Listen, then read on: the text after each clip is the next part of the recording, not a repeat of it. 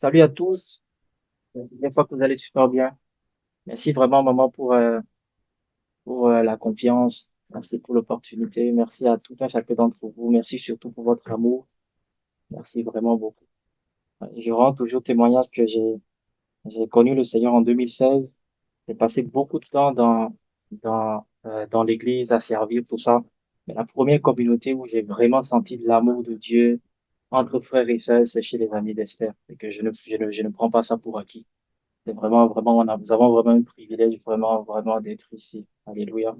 Moi, merci beaucoup. Merci beaucoup. Amen.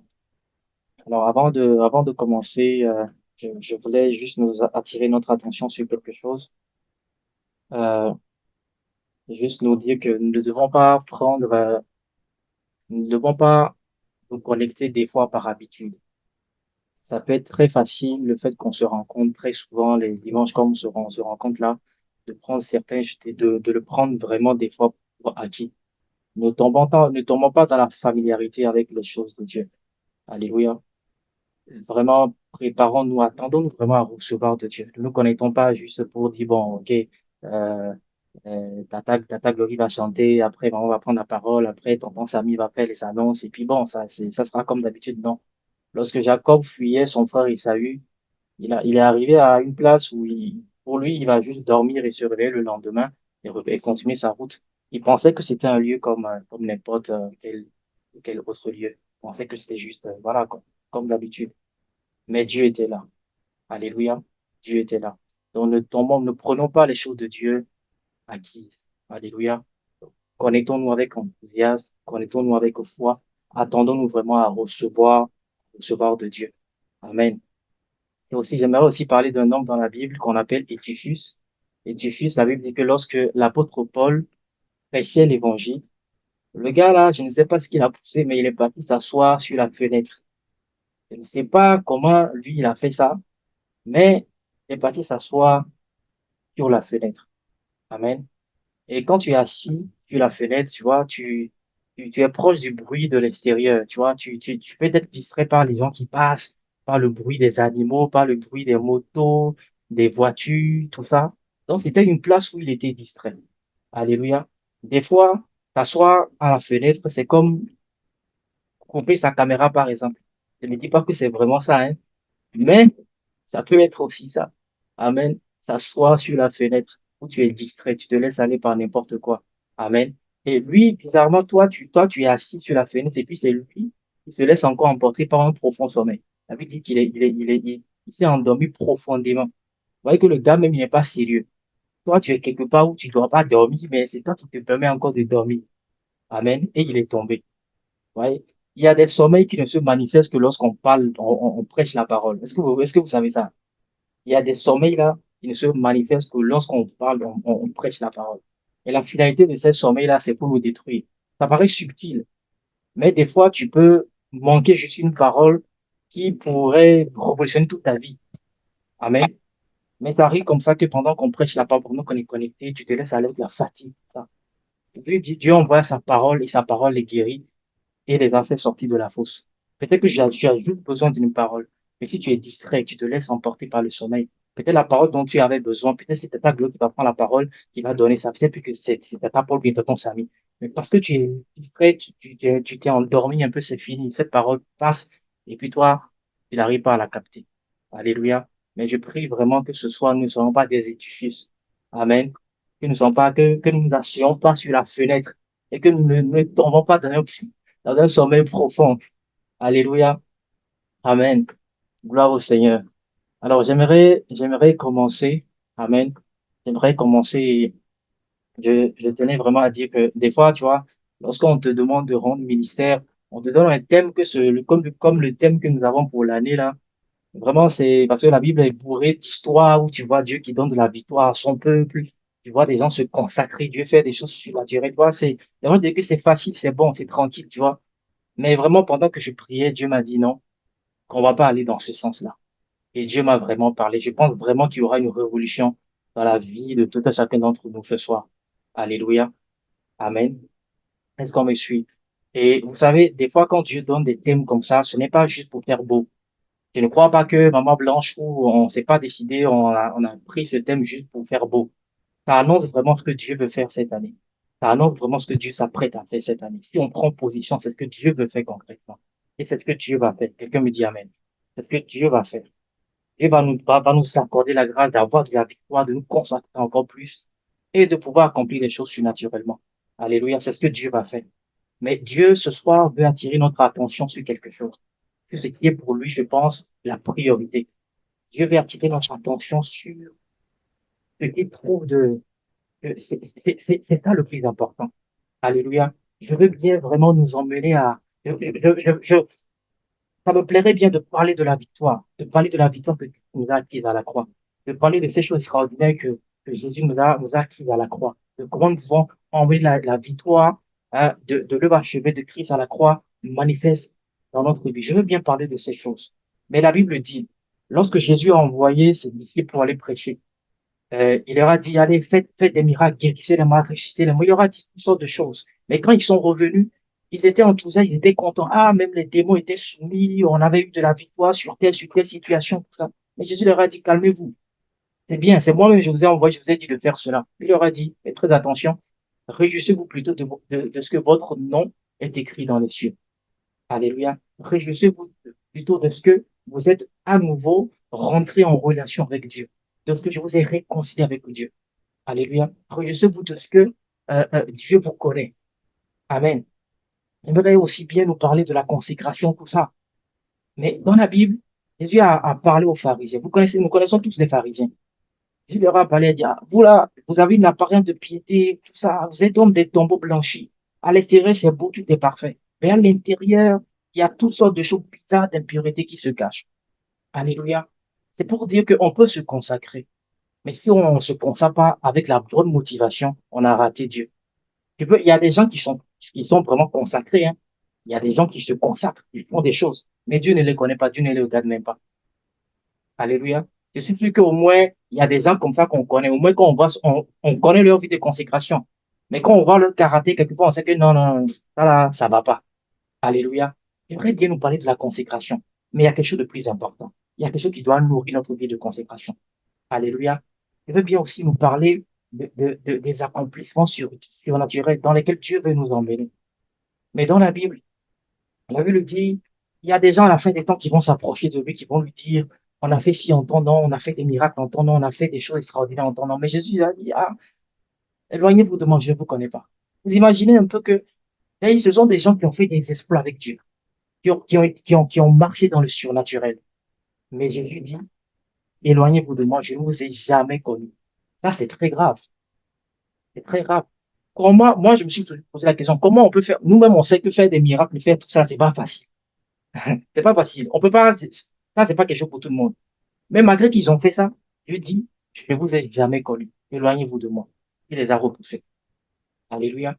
Donc, ça veut dire que quoi? Il y a quelque chose qui est plus important que vraiment toutes ces choses-là. Et c'est ça même qui doit être le moteur. Alléluia. C'est ça qui doit être le moteur de tout ce que cette année, vraiment, véritablement, j'ai parlé récemment avec Maman Blanche, donc je lui disais quelque chose, tout ça. J'ai vraiment l'assurance que cette année, ce sera une année très, très extraordinaire. Mais Dieu veut attirer notre attention sur quelque chose. Et sur quoi Dieu veut attirer notre attention ce soir, c'est notre amour pour lui. Alléluia. C'est notre amour pour lui. C'est vrai, les victoires vont arriver, nous aurons de la victoire. Mais est-ce que nous aimons Dieu? Est-ce que Dieu nous connaît? Alléluia. Est-ce que Dieu nous connaît? Après les victoires, est-ce que Dieu va dire que vraiment, toi là, je te connais? Après la consécration, tout ça, la vie de consécration, le jeûne, après tout ça, est-ce que Jésus va dire à la fin que je te connais? Est-ce qu'il va le dire à la fin? Après les exploits, parce que l'apôtre Paul a dit, moi-même, je tiens du roi mon corps et je le tiens assujetti, afin après avoir fait toutes ces choses-là, que moi-même je ne sois rejeté. Donc, faisons tout ce que nous voulons. Dieu veut qu'on fasse ces choses. Mais ce qui est le plus important, c'est nos relations avec lui. Ce qui est le plus important, est-ce que Dieu nous connaît? Alléluia. Est-ce que Dieu nous connaît? Amen. Alors, je vais maintenant comment on fait comment on reconnaît quelqu'un que Dieu connaît? Alléluia. Comment on connaît quelqu'un que Dieu connaît? On va aller dans 1 Corinthiens 8, le verset 2, rapidement. 1 Corinthiens 8, le verset 2.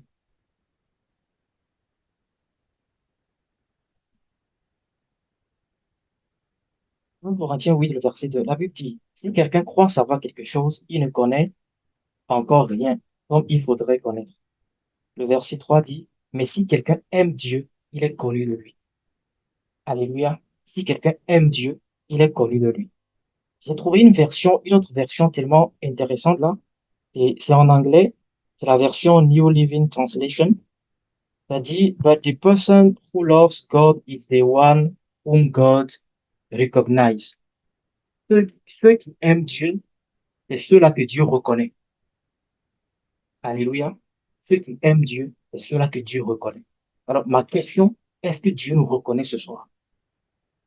Est-ce que Dieu nous reconnaît? Est-ce que nous l'aimons réellement?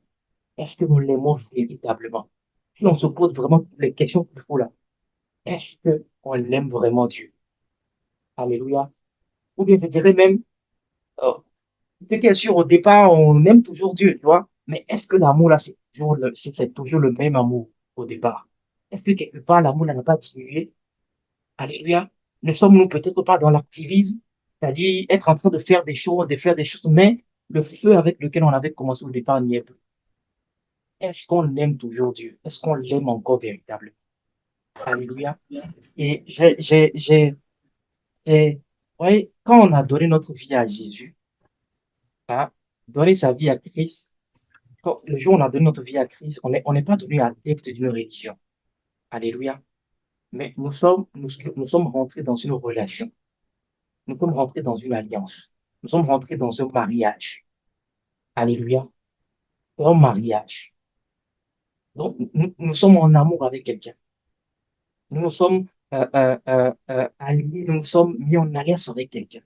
Donc, c'est important de la relation avec cette personne. C'est important d'aimer cette personne. Alléluia. Je me rappelle quand j'étais encore très jeune, quand j'accompagnais mon père dans les choses de la tradition, tout ça. C'est facile quand tu as un problème, il faut aller voir un charlatan ou bien un marabout, tout ça là. On te donne les remèdes là-bas, c'est tranquille, tu prends ça, tu pars. Le lendemain, tu n'as même pas besoin d'appeler le gars pour lui demander comment tu vas. Tu n'as pas besoin d'avoir une relation avec lui. Alléluia. Le gars, c'est ce que tu veux, et puis tu pars. Mais avec Dieu, c'est pas comme ça. Dieu n'est pas ce genre de Dieu où tu viens quand tu as un problème, et puis tu prends ce que tu veux, et puis tu repars, et puis c'est fini. Ou quand tu as un petit souci, ça chauffe un peu, voilà, tu deviens très sérieux avec Dieu, et puis après, dès que ça va, et puis tu disparais, et puis après, tu reviens. Dieu n'est pas comme ça. Dieu veut qu'on soit en relation avec lui. Dieu veut qu'on soit en intimité avec lui. Dieu veut qu'on l'aime. Alléluia. Dieu veut qu'on l'aime. Et j'ai noté quelques points rapidement là, pour juste que cela nous aide à pouvoir voir réellement si dans notre amour là, si ça n'a pas diminué ou bien s'il n'y a pas un problème. Alléluia. Amen. Alors, le premier point que j'ai noté, jusque-là, est-ce que ta relation avec Dieu est basée sur des informations que tu as reçues d'autres personnes ou c'est vraiment basé sur une connaissance personnelle que tu as de lui? Alléluia. Est-ce que ta relation avec Dieu actuellement, là, c'est basé sur des informations que tu reçois d'autres personnes, ou bien toi-même, tu as une connaissance personnelle de ce Dieu-là? Alléluia. Dans Job 42, le verset 5, la Bible dit ceci. Job a dit, j'ai entendu parler de toi, mais maintenant mes yeux t'ont vu. Ça veut dire on peut marcher avec Dieu par des informations qu'on a reçues d'autres personnes. Alléluia. Ou toi, tout ce que toi tu sais de Dieu là, est-ce que le pasteur a dit? Est-ce que tel tonton a dit? Est-ce que tel tata a dit? Mais qu'est-ce que toi-même tu peux dire de Dieu? Est-ce que tu le connais véritablement? Est-ce que toi-même tu marches avec lui pour dire que, ah, vraiment, Dieu là, Dieu, il est comme ça. Dieu, vraiment, il est comme ça. Ou bien quand tu vois Dieu, quand tu vois quelque chose se faire, tu dis non, ça c'est Dieu qui est en train de parler, ça c'est Dieu qui est en train de faire. Est-ce que tu peux dire ça? Ou bien il faut forcément que quelqu'un te dise que non, ça c'est Dieu. Et puis nous devons faire très attention parce que nous sommes dans une époque où maintenant, quand tu vois sur les réseaux, là, les gars des pasteurs aujourd'hui, tout le monde, c'est comme si les gens sont dans une course pour apporter la révélation du siècle. Donc, ça dit tout et n'importe quoi aujourd'hui chez les pasteurs, sur les réseaux. Un pasteur, il donne une révélation, même le Saint-Esprit dit, ça là, même moi-même, je ne comprends pas. Même le Saint-Esprit m'a étonné que non, ça là, qui a tué. Ça là, même moi-même, Dieu, je ne suis pas au courant. Parce qu'on veut forcément dire quelque chose que ça doit bouger, les gens doivent sentir que non. Et puis, les gens racontent tout et n'importe quoi. Mais dans tout ça là, toi-même, tu n'as pas une relation personnelle avec Dieu. des informations que toi-même tu prends sur Dieu. Tu ris de te perdre. Ça raconte que n'importe quoi aujourd'hui dans les églises. Alléluia. La raison pour laquelle les disciples de Jésus sont venus vers lui. Et puis ils ont dit, ah, les uns disent que tu es Jean-Baptiste, d'autres disent que toi, tu es tel. Et puis Jésus s'arrête et dit, non, c'est bon, c'est tout ça ce que vous dites, mais vous-même là, qu'est-ce que vous dites que je suis? Vous-même là, qu'est-ce que vous dites? Alléluia. Alors, est-ce que ta relation avec Dieu, est-ce que tu as laissé ça au soin des informations que tu reçois, peut-être de ton pasteur, peut-être de maman pasteur, peut-être de maman blanc, peut-être de tata Glory?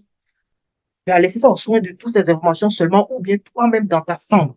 Tu peux être là, Seigneur, je veux te connaître. Je veux te connaître. Je vais apprendre à te connaître. Ou toi, mais tu sens des écritures pour connaître Dieu. Alléluia. Tu n'es pas dans cette lancée-là. Quelque part, ça ne va pas.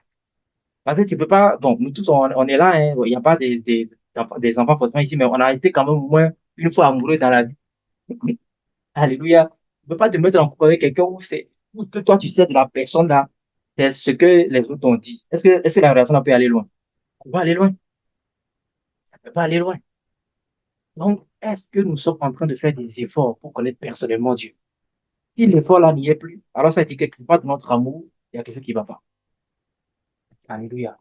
Est-ce que quelqu'un me suit? Amen. Alors, le deuxième point, est-ce que notre relation avec Dieu est basée sur de l'intérêt?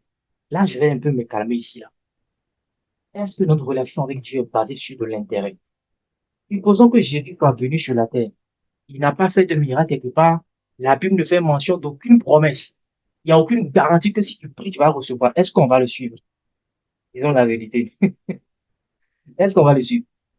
Supposons que Jésus soit venu sur la terre, puis on nous dit seulement que non, le Fils de Dieu est descendu, il est parti à Golgotha, il a donné sa vie, puis il est reparti. Et puis c'est tout l'évangile, ça. On n'a aucune garantie que bon, si on prie, on va recevoir, le Saint-Esprit va faire tel, on va faire tel. Est-ce qu'on allait vraiment le suivre comme on le suit aujourd'hui? Posons-nous vraiment la question. Alléluia. Est-ce qu'on va le suivre toujours? Amen. Des fois même, regardons, prenons juste, prends juste 95% de tes temps de prière. Et puis toi-même, observe. Dis-moi, tu pries par rapport à quoi? Tu vas te rendre compte que la plupart des temps, tu ne pries que pour tes besoins. Tu ne pries qu'autour de tes besoins, de tes problèmes, des solutions que tu veux, de ce que tu es. Toute ta vie de prière, ça se résume à une seule personne, toi-même, ton esprit, ton corps et ton âme. Il n'y a plus personne. Alléluia. Comme par exemple, comme tonton Christian donnait on donnait les requêtes de prière tout de suite là. Et puis quelqu'un dit, ah, je veux qu'on prie pour ça. Quand c'est ça, tu n'es pas vraiment zélé. Mais si on dit tout de suite que, ah, Dieu vient d'ouvrir mes yeux, j'ai vu un esprit derrière toi, hey, tu vois que tu vas t'agiter de toutes les façons. Parce que tu sais que ça là, ça te concerne. Alléluia. Est-ce que notre relation avec Dieu n'est pas basée sur de l'intérêt? Posons-nous vraiment la bonne question. Hein? Nous, très souvent, nous, les garçons, on dit souvent qu'on veut pas des femmes matérialistes, tout ça. Mais des fois, si on regarde bien, nous sommes aussi des chrétiens matérialistes, hein. On rentre dans la relation avec Dieu juste pour le profit. Sincèrement, juste pour le profit. Amen. Observons. Faisons les exercices, hein. Dis que tu vas prendre 1 heure dans la présence de Dieu. Et puis tu dis que, ah, 1 heure là, c'est juste pour le chanter, et pour lui dire comme une fois il est grand. Tu vas te rendre compte que dès la 5e minute, tu n'as plus de parole. Alléluia. Dès la 5e minute, tu n'as plus de parole. Tu commences à parler, ah Seigneur, fais-moi, donne-moi, donne-moi, parce que c'est comme ça, on est habitué à ça. Et puis Dieu lui-même, il est comme ça, et puis il nous regarde. Tu vois? Et même des fois, quand vraiment nous prenons du temps même pour parler à Dieu, pour vraiment l'adorer, faire tout ce que nous prenons du temps là. Des fois même, la motivation, on est en train de faire les atalakou pour Dieu. Hein. C'est pas comme si on le faisait vraiment pour lui. Hein, parce qu'on sait que si on parle pas comme ça, on lui parle pas comme ça, il va pas nous donner ce qu'on veut. Donc, des fois, on est dans les atalakou, quoi. On veut séduire Dieu façon, donc, ah, Seigneur, tu es grand. Nul n'est comme toi. Alors que tu sais que tu dis ça là, c'est par rapport à ce que tu vas lui demander après. Ouais. Tu peux pas prendre du temps. Tel que prendre du temps dans la présence de Dieu, Seigneur, tu dis, ah, aujourd'hui, tel que je viens, aujourd'hui, tel que tu me vois là, moi, je n'ai rien à te demander. Quels que soient mes problèmes, mes besoins, je n'ai absolument rien à te demander. Je suis venu juste pour toi. C'est très rare vraiment qu'on voit ça. Le jour où tu vas faire ça, même les anges dans ta chambre vont dire, qu'est-ce qui a changé aujourd'hui? Qu'est-ce qui se passe? L'enfant là, qu'est-ce qui se passe? Amen. Alléluia. Posons-nous vraiment les bonnes questions. Posons-nous vraiment les bonnes questions. Dans Jacques 4, le verset 3, on dit, vous priez, vous ne recevez pas parce que vous priez mal ou juste pour régler autour de vos passions. Rien que du personnel. Observe ta vie de prière. Tonton Christian disait tantôt que quand les autres disent qu'ils ont un problème comme ça, note. Faut prendre note. Et puis après, quand tu pries dans ton coin là, dis pour ces personnes-là. On fait ça très rarement, hein. On fait ça très rarement. Des chrétiens qui vont laisser eux-mêmes leurs problèmes pour prier pour les autres là. Ça là, c'est compliqué à voir. C'est compliqué à voir. Alléluia, c'est compliqué à voir. Hein? La plupart de nos temps de prière, ouais, on n'est pas, tu vois. C'est quel genre de relation, quand tu rentres dans la relation, c'est à chaque, imaginons seulement, hein, il y a une femme, tu veux commencer à cheminer avec un homme. À chaque fois que vous vous rencontrez pour discuter, il a toujours besoin qu'il t'expose. Est-ce que tu vas continuer dans cette relation? Mais pourquoi nous, des fois, on veut imposer cette relation à Dieu? Toi, tu ne peux pas passer 5 minutes avec Dieu sans demander quelque chose. En anglais, on dit, comment on dit ça? Gold digger, c'est ça, non? Les chercheuses d'or. Ah, nous sommes des chercheurs d'or spirituels. Alléluia. Diggers. Amen. Non, il y a rien de mauvais à cela, hein. Mais des fois, si on observe bien, Dieu n'est pas un guichet automatique. Des fois quand tu pars dans les centres d'achat, tu vois les ATM ou bien les guichets automatiques là. Tu viens, quand tu prends ton billet, quelqu'un a déjà vu quelqu'un qui est là-bas à côté juste pour causer à l'ATM là-bas. Jamais. Parce qu'on vient juste, on prend ce qu'on veut, puis on part. Des fois, avec Dieu, c'est comme ça qu'on fait, hein. Dieu, c'est comme un ATM, quoi. C'est comme un guichet automatique. Tu mets ta carte, tu fais ta demande, et puis tu prends le billet, puis tu pars. Non, Dieu ne veut pas ça. Dieu veut être en relation avec nous. Dieu veut être en relation avec nous. Alléluia. Et on commence avec le Saint-Esprit. Tu viens seulement, Seigneur, je t'aime. Reçois mes bisous ce matin. Tu es capable de faire des bisous à tes amis, mais à Dieu, tu n'as jamais donné de bisous. C'est quel temps de relation, ça, là? C'est pas mal. Alléluia. Oh, non, vraiment, si on observe bien là, quelque chose qui ne va pas. Alléluia. Quelque chose qui ne va pas. Amen. Seigneur, j'ai faim. Et il faut que je mange. Je dois m'habiller. Tout a qui tient tout autour du manger, du boire. Alors que Jésus avait déjà dit que ça là, ce sont les païens qui demandent les choses comme ça.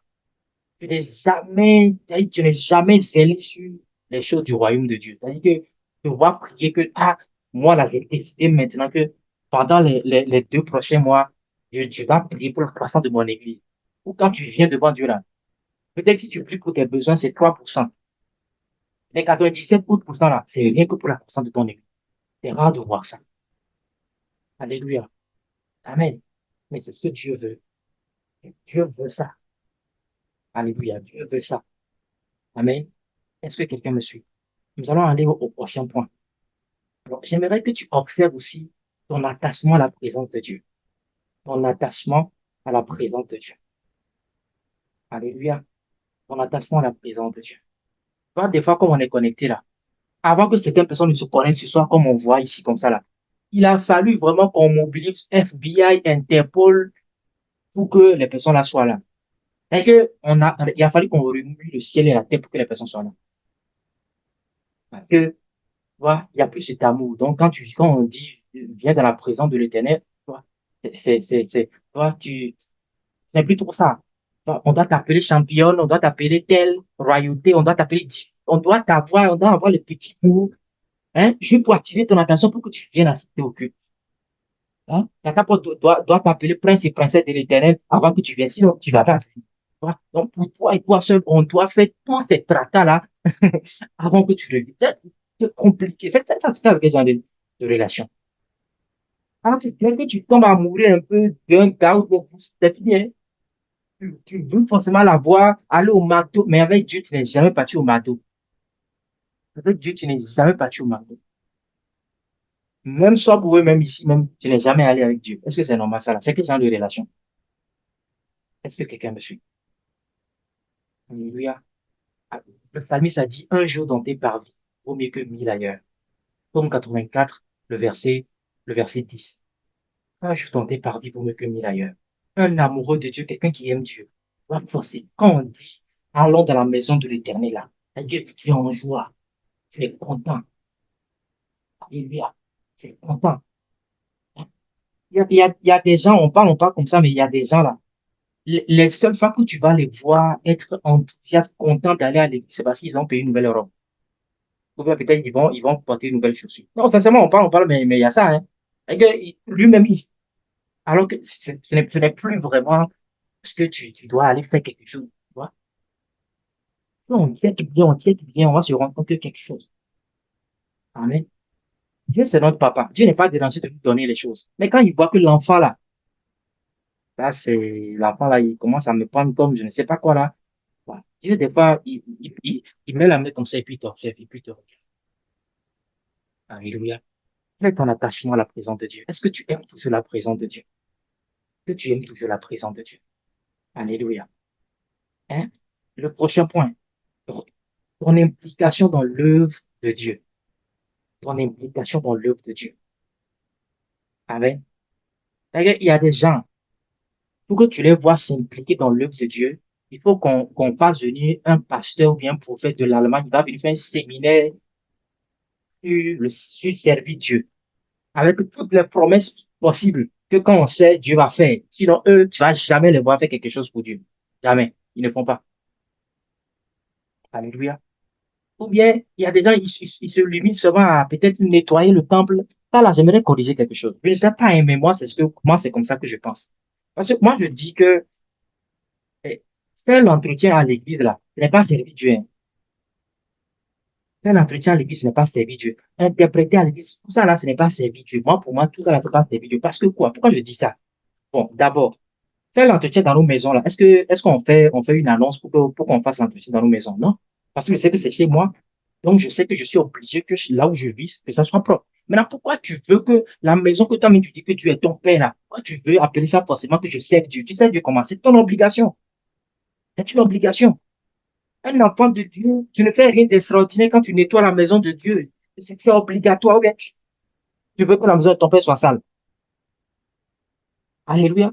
Mais tu vois des gens aujourd'hui, ils vont te dire, non, moi, je sers Dieu, je sers Dieu. Qu'est-ce que tu fais? On dit que je suis dans l'entretien, je suis dans le protocole. Même le protocole là, tu ne fais rien d'extraordinaire. Ça, c'est pas servir Dieu. Alléluia. Tu ne fais rien d'extraordinaire.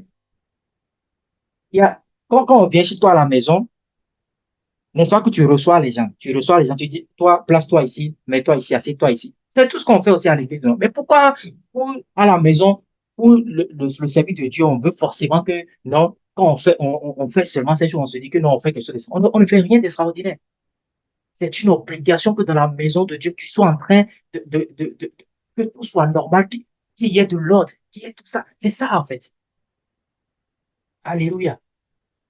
Donc, quand on parle de servir Dieu là, premièrement, c'est le salut. Deuxièmement, c'est la croissance. Est-ce que les âmes sont sauvées? Est-ce que les âmes qui sont sauvées grandissent? C'est ça. Le reste là, je ne considère pas comme servir Dieu, hein. Parce que, et qu'on appelle, Jésus dit, la Bible dit, nous sommes son ouvrage en Christ Jésus, ayant été créé pour de bonnes œuvres, afin que nous les accomplissions. Bonnes œuvres là, moi, je pense pas que c'est protocole, hein. Dieu ne nous a pas créé pour faire protocole dans l'église, hein. Dieu nous a créé pour que notre lumière luise dans le monde. Afin que quand les hommes vont nous voir, ils vont glorifier notre Père qui est dans les cieux. Donc, il y a quelque chose de plus grand. Tout ce qu'on fait comme pianiste à l'église, tout ça là, c'est bien, tout ça là, c'est bon. Dieu t'a donné une belle. Bon, moi, par exemple, j'ai une voix casserolifique, comme j'aime le dire. Mais bon, j'ai souvent une belle voix quand je suis sous la douche, hein. Quand je sors, c'est juste que quand je sors que la voix dérange un peu. Mais Dieu t'a donné la grâce d'avoir une belle voix. Mais tu décides de, de, de, de, de lui rendre la voix qu'il t'a donnée pour le servir. Qu'est-ce que tu fais d'extraordinaire? Tu fais rien d'extraordinaire. Il y a quelque chose de plus grand, en fait. Il y a quelque chose de plus grand. Alléluia. Quelque chose de plus grand. Dieu veut toucher les nations. Il y a quelque chose en toi, en fait. Alléluia. Nous ne nous limitons pas à certains jeux, puis on dit qu'on sert Dieu. Non. Tu es impliqué dans le salut des âmes, comment dans ton église? Tu es impliqué comment? Tu es impliqué comment dans la croissance des âmes? Ou toi, tu viens à l'église seulement, salut tonton, que Dieu te bénisse, salut tata, que Dieu te bénisse, à dimanche prochain, puis tu pars. Qu'est-ce que tu fais comme ça? Donc, toi, toute ta vie chrétienne, c'est au revoir tonton, au revoir tata, que Dieu nous bénisse, à dimanche prochain. Non, non. Alléluia. Amen. Jésus a 12 ans seulement, à 12 ans seulement. Le petit Jésus, là, il disait, laissez-moi m'occuper des affaires de mon père. À 12 ans. Mais nous, des vieux, des vieillards comme ça, comme moi-même qui vous regarde ici, là, c'est compliqué. Amen. Est-ce que quelqu'un me suit? Essayons de regarder à ces petites choses. Quand nous, on se pose des questions, on se voit qu'on se retrouve un peu dans les choses. Alléluia. Amen. Est-ce que le zèle de la maison de Dieu te déborde? Est-ce qu'il y a toujours ce zèle en toi? Est-ce que tu as toujours ce zèle en toi? Alléluia. Est-ce qu'il y a toujours ce zèle? Amen. Amen. On doit te voir impliqué dans le salut des âmes, impliqué dans la mission, impliqué dans la croissance des âmes dans ton église. Faut pas te limiter à seulement l'entretien, nettoyer les choses et le service de l'accueil. Si tu ne fais pas ça, on n'a qu'à aller chercher les enfants dans les boîtes de nuit pour venir faire ça dans la maison de Dieu. Tu dis que tu es enfant de Dieu et puis tu nettoies les choses et puis tu fais quelque chose d'extraordinaire. Qu'est-ce que tu fais comme ça? Alléluia. Amen. Est-ce que quelqu'un me suit? Amen. Qu'est-ce que tu donnes à Dieu? Ça, c'est mon prochain point. Qu'est-ce que tu donnes à Dieu? Qu'est-ce que tu donnes à Dieu? Quelle est la valeur de ce que tu donnes à Dieu? Quelle est la valeur de ton service? La valeur de ce que tu fais dans la maison de Dieu? Hein? Est-ce que tu fais les choses de manière nonchalante, quoi? C'est-à-dire que, bon, tu fais, bon, tu donnes le peu que tu peux donner. David a dit, je ne donnerai à l'Éternel ce qui ne m'a rien coûté. Je ne donnerai à l'Éternel ce qui ne m'a rien coûté. Mais nous, des fois, qu'est-ce qu'on fait? On sert Dieu de manière nonchalante, tu vois? Ne donne pas le meilleur de toi-même. Te permet juste d'être, tu vois, d'être tranquille. Tu vois. Quand tu sais que tu peux faire plus, hein, mais tu dis non, je vais rester comme ça parce que je ne veux pas te dépenser. Quand on aime Dieu, on veut donner ce qu'il y a de meilleur à Dieu. Où tu vois dans ton église que, ah, on a tel besoin dans l'église. Il n'y a personne pour le faire. Tu es capable de prendre ton argent, aller te faire former juste parce que tu veux que dans la maison de Dieu, que ce soit excellent. Et puis, comme Maman Blanche l'a dit là, il n'y a rien qu'on fait comme ça que Dieu ne voit pas, hein. Dieu aime les enfants comme ça. Alléluia. Et puis Dieu les bénit. Mais quel est notre niveau d'excellence dans l'œuvre de Dieu? Comment est-ce qu'on fait les choses? Alléluia. Comment est-ce qu'on fait les choses? La manière dont tu nettoies ta table à la maison, est-ce que c'est comme ça que tu nettoies la table à l'église aussi? Ouais, tu es capable même de payer tous les produits, que ça brille. Mais pour l'église, tu dis, oh, de toute façon, tu passes juste un peu le torchon et puis tu passes à autre chose. Est-ce que c'est normal ça là? C'est pas normal. Alléluia. Amen. Alléluia. Je vous entends pas, hein? Je vous entends. Amen, amen, amen. Amen, Amen. amen, Oh, amen, amen, amen. amen. Amen. Amen. Amen. J'aimerais donner une parole de connaissance à quelqu'un. Hein? Le sommeil se couche à ta porte, mais toi, tu domines sur lui. Amen. Amen. Tu domines sur le sommeil. Quelqu'un me dit Amen. Alléluia. Amen. Amen. Quel est ton attachement à la parole de Dieu? Hein? La Bible dit, si vous m'aimez, Jésus dit, si vous m'aimez, gardez mes commandements. Tu ne peux pas connaître même les commandements de Dieu si tu ne dis pas la parole. On a tous vu Maman Suzanne aujourd'hui, tout à l'heure, comment Maman Suzanne était enthousiaste de rendre témoignage que, ah, maintenant, elle lit la parole de Dieu, tout ça. Honnêtement, j'ai été vraiment touché. J'ai été vraiment touché. Mais est-ce que toi, tu as encore la joie, là, de lire la parole de Dieu? Est-ce que tu as encore la joie, là, de lire la parole de Dieu? Alors que, il y a un tonton, bien, il y a une tata, là, et que tu te réveilles le matin, tu prends ton téléphone pour voir s'il t'a écrit ou bien si elle t'a écrit. Tu vois? Quand c'est ça, tu es enthousiaste. Mais si c'est pour prendre la Bible ou tu dis que tu aimes Dieu là, tu n'aimes pas lire ça. Hein. Parce que Dieu a dit, tu n'aimes pas lire. Mais quand c'est quelqu'un d'autre, tu aimes lire. Tu vois que toi-même, ça ne va pas. Alléluia. Quel est notre attachement à la parole de Dieu? Quel est notre attachement à la parole de Dieu? Voilà, aujourd'hui, tu vois, ce sont des choses tellement subtiles. On ne les regarde pas vraiment comme on doit les regarder. On finit par se rendre compte que, ah, on est en train de s'éloigner petit à petit. Est-ce que quelqu'un me suit? Et mon dernier point, les témoignages. J'ai noté beaucoup de points, mais je ne veux pas, comme je dis souvent, heureux ceux qui prêchent court, quand ils seront réinvités. Je ne vais pas être long. Amen. Donc, je vais m'arrêter au prochain point qui va arriver, les témoignages. Il y a des gens, quand on dit de témoigner là, eux, ils témoignent plus jamais. Amen. Quand Dieu n'a pas, quand Dieu n'a pas soulevé montagne pour venir déposer devant eux comme ça, eux-mêmes, ils ont eu peur, là, ils vont jamais témoigner. Quand ce sont les petites choses, tout ça là, non, c'est pas vrai.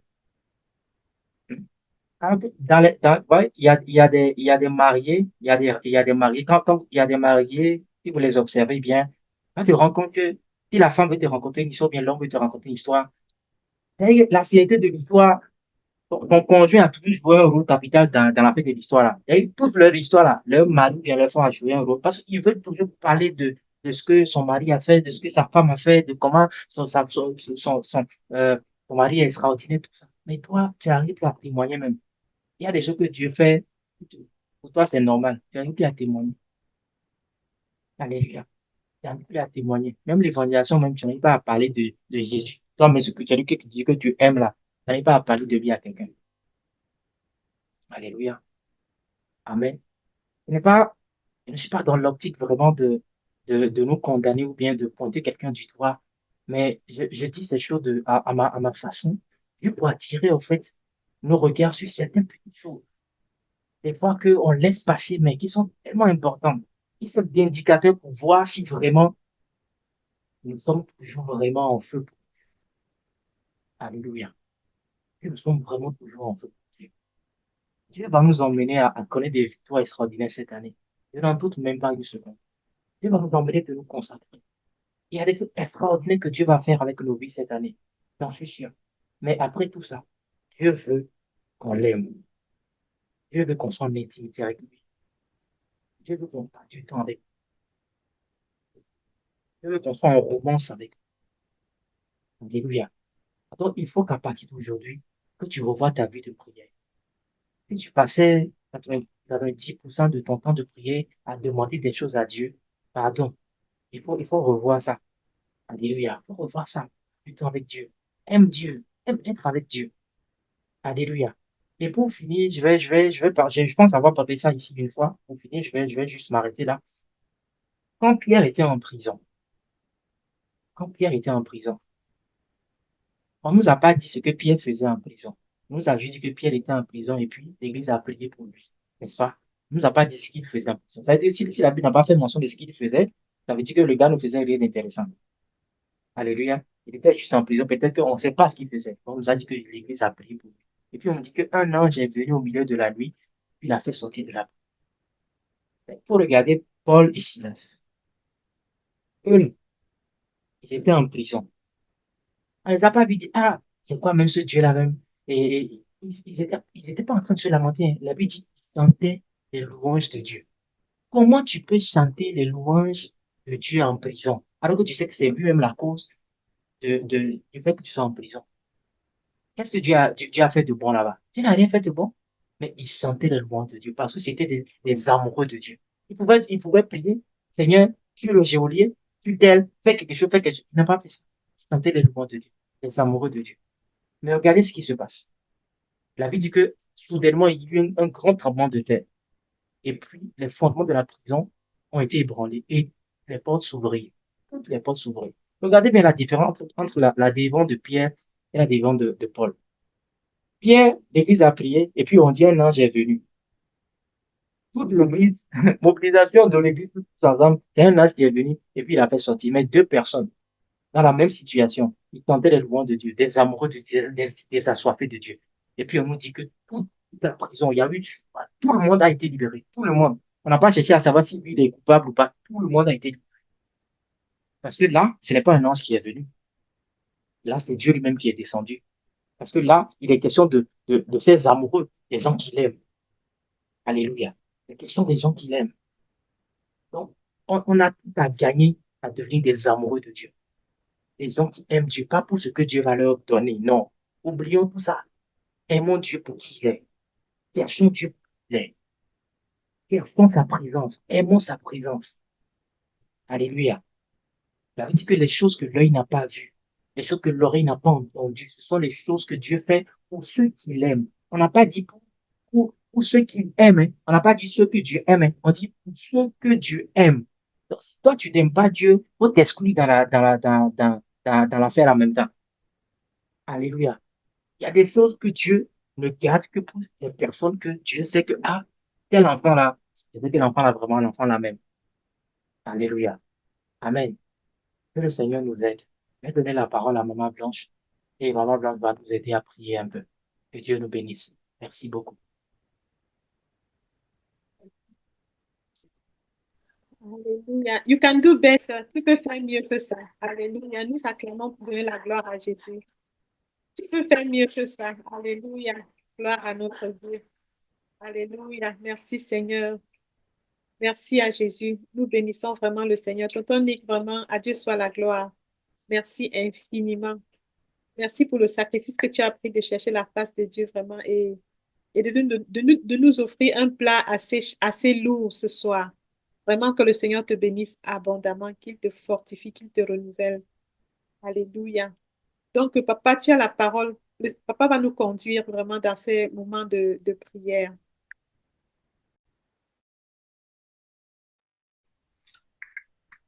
Gloire à Dieu.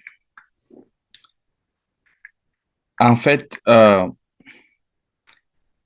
je suis tellement ému aujourd'hui pour ce message parce qu'il va en ligne droite avec le thème de notre année, notre identité. Qui sommes-nous vraiment en Christ? Pourquoi est-ce que nous servons Dieu? Est-ce que nous avons cette relation Père? Ah.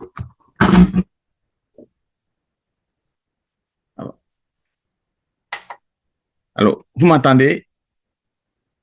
Ah, merci beaucoup. Merci. Donc, je disais merci beaucoup, merci infiniment pour ce message parce que il va en droite, il va en étroite, il va, en tout cas, il est aligné par rapport à la vision de l'année, notre identité en Christ. Pourquoi est-ce que nous, et aujourd'hui, nous avons vu plusieurs points et parmi lesquels vraiment le premier m'a beaucoup est comme venu pour me chercher. Bien-aimé, notre ténacité en Christ, ce qui nous fera demeurer en Christ, c'est parce que nous avons connu Christ. C'est parce que nous avons une relation avec Dieu. Pas parce que nous avons entendu parler de Dieu. Le fait d'entendre parler de Dieu et le fait de connaître Christ, c'est deux choses différentes. Regardons un peu la vie de Job. Job a dit, mon oreille a entendu parler de toi. Qui pouvait convaincre Job de ce qu'il ne connaissait pas Dieu? Non, regardons un peu. Qui pouvait dire à Job, Job, tu sers Dieu, mais tu ne le connais pas? Qui pouvait oser lui dire ça? Personne ne pouvait dire à Job. Personne. Tu devais te tenir par où? Job devait dire, regardez mes biens. Regardez ceci, regardez cela et tout. Mais lorsqu'il a connu Dieu, il a dit, mon oreille a entendu parler de toi. Mais aujourd'hui, mon œil te voit. Bien-aimés, nous avons besoin de connaître Dieu. Nous avons besoin d'avoir une relation intime avec Dieu. Personne, c'est-à-dire chaque personne au milieu de nous. Nous avons besoin d'avoir ce dynamisme avec Dieu, cette communion avec Dieu, cette relation qui est au-delà des biens matériels, des intérêts. Dieu donne-moi, Dieu donne-moi, Dieu donne-moi, Dieu donne-moi. Bien-aimés, nous avons besoin de connaître Dieu. Même si on restait uniquement sur ce point, il ferait notre soirée serait pleine. Nous avons besoin de connaître Dieu. C'est très important, bien-aimés. Je veux que nous prions et que chacun dise, Seigneur, merci pour ta parole. Merci de me parler ce soir de cette façon. Papa, aide-moi à te connaître. Je veux avoir cette expérience avec toi. Je veux avoir cette relation avec toi. Je veux avoir cette communion avec toi. Je veux rire lorsque des circonstances m'entourent. Je veux vraiment me moquer. Quand nous entendons des témoignages des hommes de Dieu, cet homme de Dieu, on dit pendant qu'il dormait, il a entendu un bruit dans sa chambre. Il s'est levé, il a vu le diable. Il a dit, oh, si j'avais su que c'était toi, je ne me serais même pas levé. Je serais endormi. Le diable, c'est quoi? Ce sont des problèmes.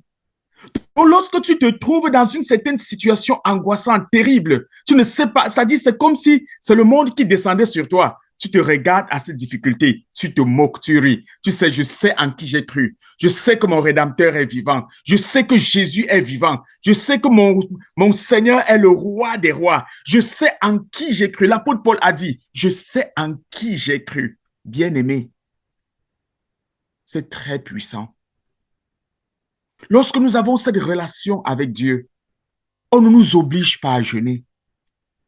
On n'utilise pas toutes les techniques pour appeler princesse, prince, ceci et cela pour que tu te connectes.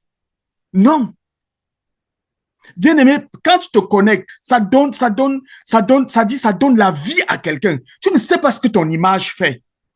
La Bible dit que seulement l'ombre des apôtres guérissait les gens. Bien aimé, quand tu te connectes là, tu administres la vie aux gens, même sans parole. C'est puissant.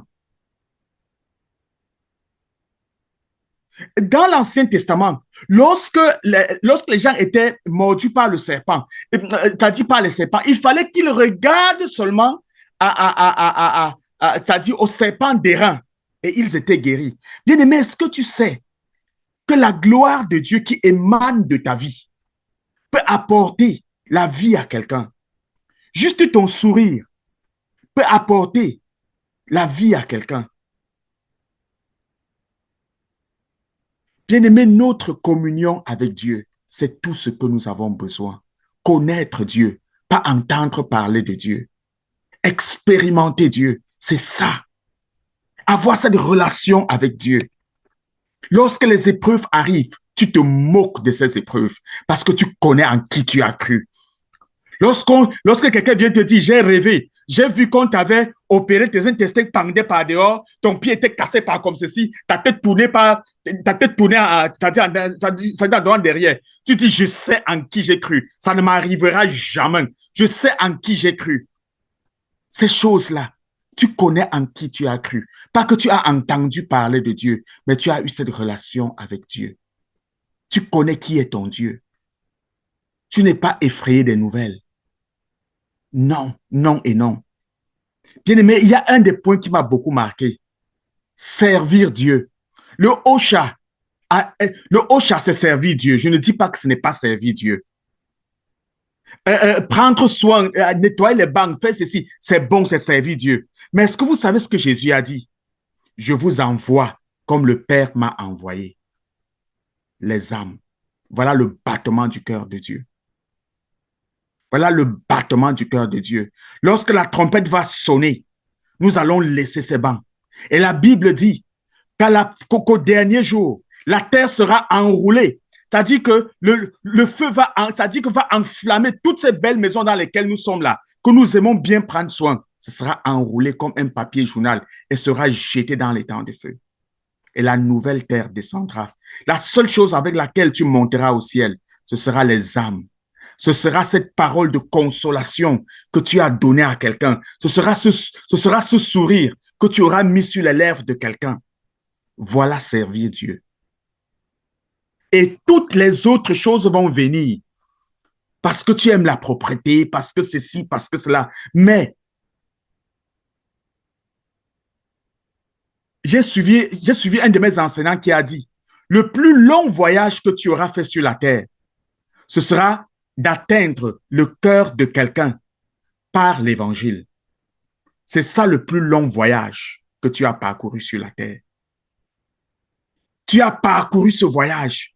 Tu as traversé les obstacles, les obstacles, les obstacles, les obstacles, les obstacles, les obstacles sur ton chemin jusqu'à pénétrer son cœur avec l'évangile. Voilà le plus long voyage que tu auras parcouru sur la terre.